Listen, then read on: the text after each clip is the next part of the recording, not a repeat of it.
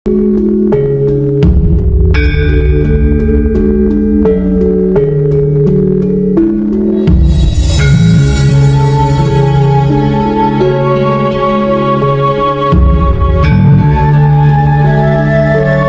menjawab, perkenankan saya menyapa sobat-sobat subscriber terlebih dahulu.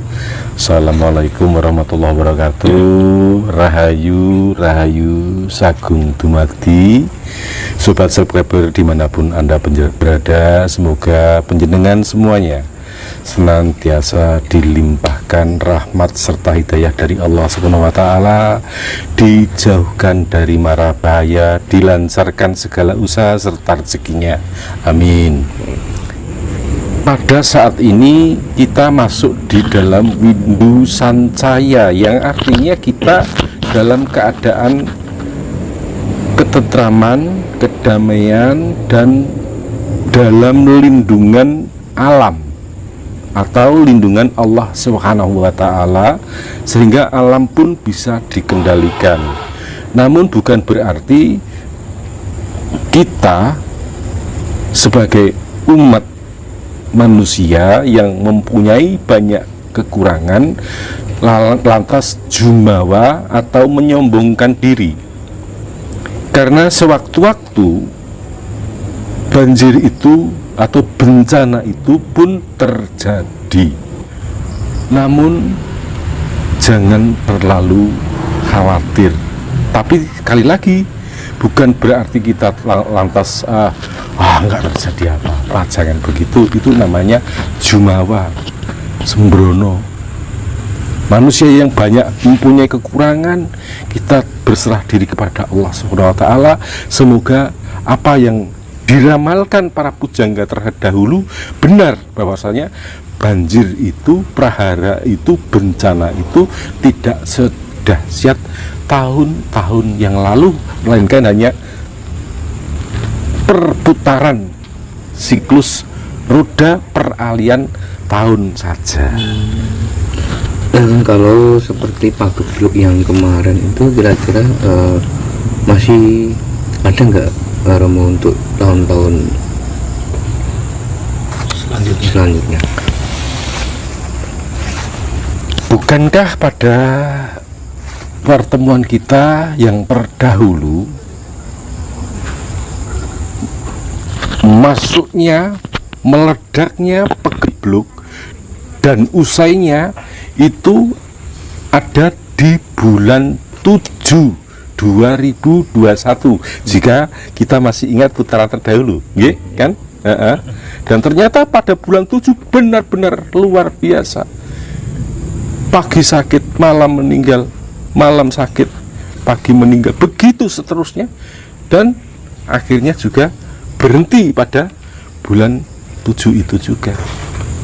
Nah, sekarang kita tinggal menikmati bahwasanya insya Allah tidak ada lagi pagebluk yang namanya pagebluk yang mengerikan tersebut. Namun mengenai tentang virus itu tetap ada, karena virus itu adalah bikinan manusia, ulah manusia pula. Jadi ulah manusia yang menyebabkan pagebluk seperti itu. Ulah manusia yang akhirnya menjadi bencana global. Bukankah kita masih ingat tentang usaha manusia yang ingin mengambil hasil bumi, menambang hasil bumi, misalkan mengambil minyak, lapindo misalnya? Pengeboran ini dilakukan manusia atau Allah? Manusia. Ulah manusia kan? Akhirnya menjadi bencana. Nah, ini mengapa demikian? Itu adalah hukum alam. Ketika alam diperkosa, maka kita sebagai pemerkosanya yang bertanggung jawab. Begitu pula dengan adanya virus pandemi yang diciptakan oleh manusia, kita juga sebagai manusia yang terkena imbasnya.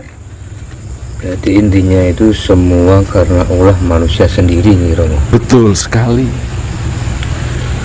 Ini yang kedua, Romo, ini membahas kan banyak orang ini bahas masalah pemimpin kita untuk selanjutnya, Romo.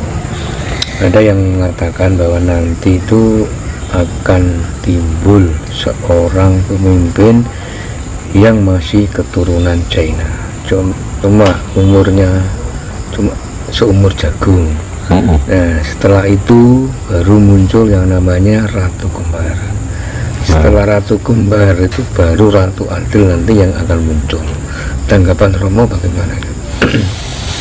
Sebenarnya untuk bicara tentang kepemimpinan yang akan datang ini sangat riskan sekali, dan apalagi kalau kita bicara kasepuan ya. Jadi kasepuan otomatis untuk bicara ke depan tentang siapa pemimpin dan bagaimana ini nantinya akan dikaitkan dengan politik katanya. Namun apa salahnya jika kita sebagai manusia juga mengetahui tentang perkembangan roda kehidupan agar kita bisa memilih dan tidak terkejut apabila ada sesuatu yang memang terjadi seperti yang jenengan sampaikan, akan adanya pemimpin Cina namun dalam kepemimpinannya hanya seumur jagung seperti itu. Namun menurut kacamata batin saya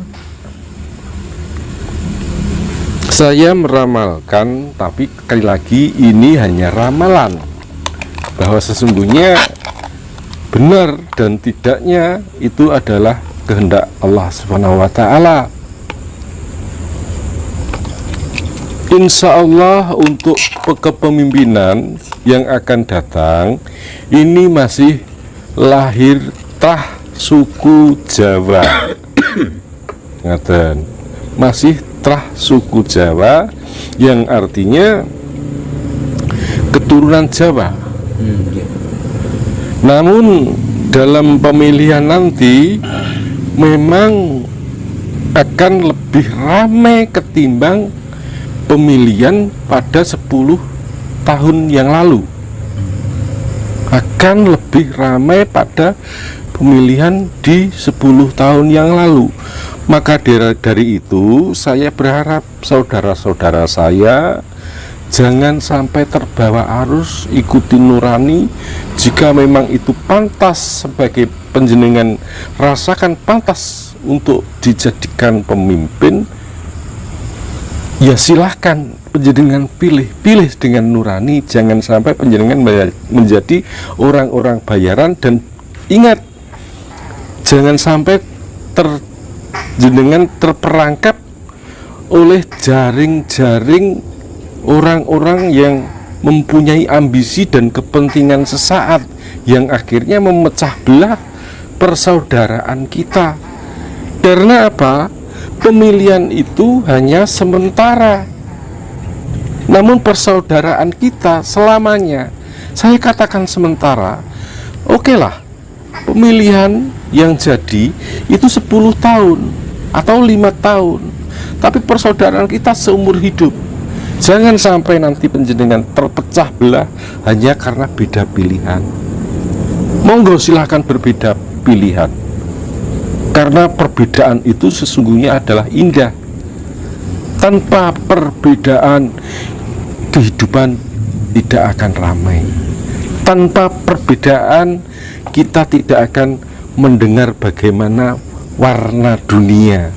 Namun dengan perbedaan itu kita bisa terpecah oleh keadaan. Maka sekali lagi saya sampaikan, dari penglihatan mata batin saya masih optimis bahwasanya besok pemimpin itu keturunan Jawa. Jawa Timur, Jawa Tengah, apa Jawa Barat, Bro? Yang jelas keturunannya masih ada di Jawa Timur. Ini trah Jawa Timur. Trah Jawa Timur. Mungkin masih ada kerandah dari Singasari. Darah Singasari, bukan Majapahit lagi. Singasari, Bro. Singasari atau Kediri.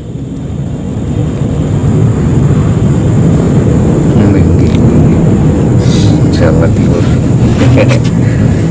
Mungkinkah enggak Romo seperti Indonesia kalau kita melihat situasi dan kondisi ekonomi yang seperti ini, Indonesia kembali ke tatanan zaman kerajaan kayak dulu lagi? Mengapa tidak? Jadi dalam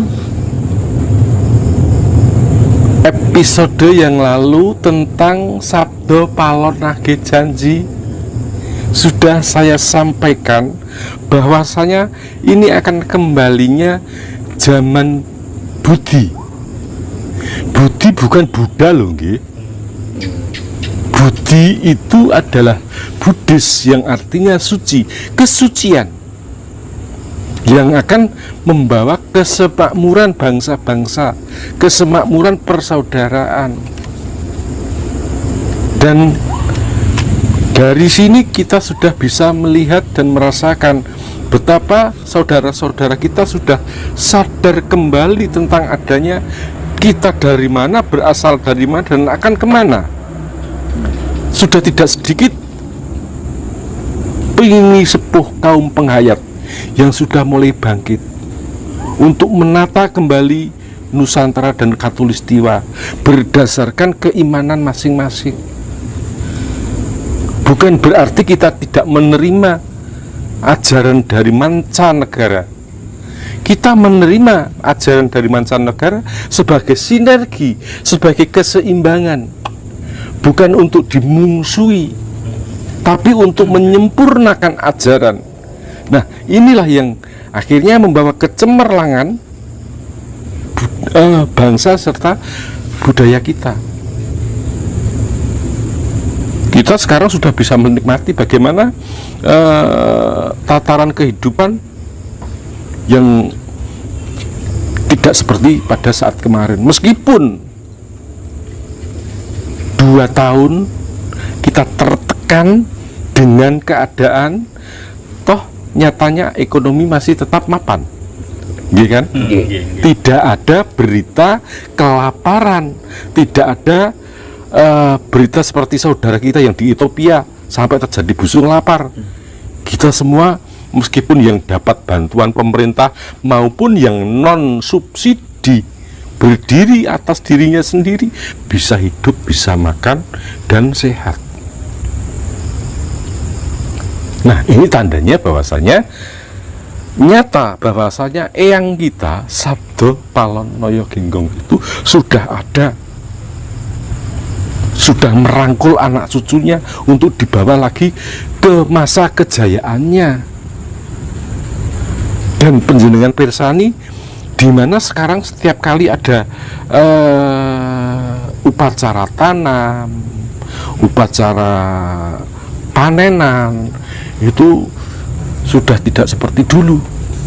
Yang sekarang banyak mulai melaksanakan sujud syukurnya kepada Allahu Rabbi, Gusti kang murbingrat, kang nguasani jagat raya saisine. Lah niku Mas, ingkang yang saya sampaikan tentang bisa enggak? Maka jawaban saya bisa. Karena sudah terbukti 2 tahun lah awake dhewe iki ditindes dengan alam, atau bukan, maaf saya counter ya, bukan ditindas dengan alam, ditindas dengan keadaan ya. Ditindas dengan keadaan. Ya memang ada campur tangan pemerintah yang membantu, tapi tidak sedikit yang tidak terbantu. Tapi mereka juga hidup, tidak kekurangan.